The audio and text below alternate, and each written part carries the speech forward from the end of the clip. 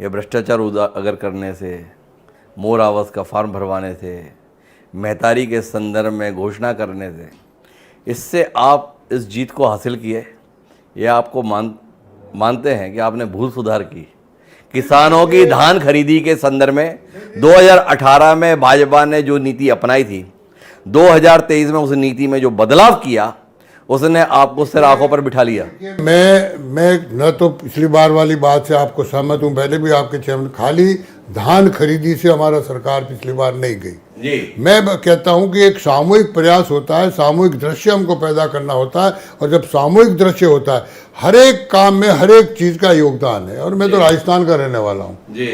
अगर हमको ध्यान दिया जाए तो हर छोटी छोटी चीज को भी हमको संभालेंगे तब जीत होती है, किसी एक का श्रेय नहीं होता। और फिर हमारे से सौभाग्य ये है कि 2014 के बाद जिस प्रकार देश आगे बढ़ा, अब जैसे महतारी बंधन का फार्म आप बांधते, निश्चित रूप से काम किया, लेकिन युवा के मन में एक स्वाभाविक प्रेरणा जगी कि आज देश में ऐसा मर्द प्रधानमंत्री आया है जिसको दुनिया लोहा मानने लगी है। ऑस्ट्रेलिया का प्रधानमंत्री कहने लगा Modi is the boss, America का राष्ट्रपति कहने लगा अगर यूक्रेन और रशिया में कोई समझौता करा सकता है तो देश का, हिंदुस्तान का प्रधानमंत्री नरेंद्र मोदी करा सकता है। तो ये एक युवा में स्वाभाविक, जो युवा कभी सोचता था कि हमारा देश विश्व गुरु था, सोने की चिड़िया थी, दुनिया भर के लोग यहाँ पढ़ने आते थे, तक्षशिला और नालंदा जैसे विश्वविद्यालय थे, वो सोचता देश उस ओर बढ़ रहा है। तो स्वाभाविक रूप से युवाओं का, महिलाओं का, विद्यार्थियों का, मजदूरों का, गांव में स्किल इंडिया, कितनी योजना है। मुझे एक योजना बना दीजिए जो हमने गांव को लक्ष्य मान के, गरीब को लक्ष्य मान के, किसान को लक्ष्य मान के,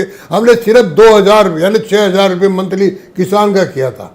आप लोगों ने मजाक बनाई, लेकिन महसूस हुआ अगर एक परिवार में 6 खातेदार है, 10 खातेदार है, तो हर खातेदार के जिम्मे उसको 6000 सालाना गया है, और सीधा गया है। एक वो युग था राजीव गांधी के काल कि जब उसने कहा कि 100 रुपये में रायपुर के भेजता हूं तो मात्र 15 रुपये पहुंचते, 85 रुपये कहाँ जाते मुझे पता नहीं।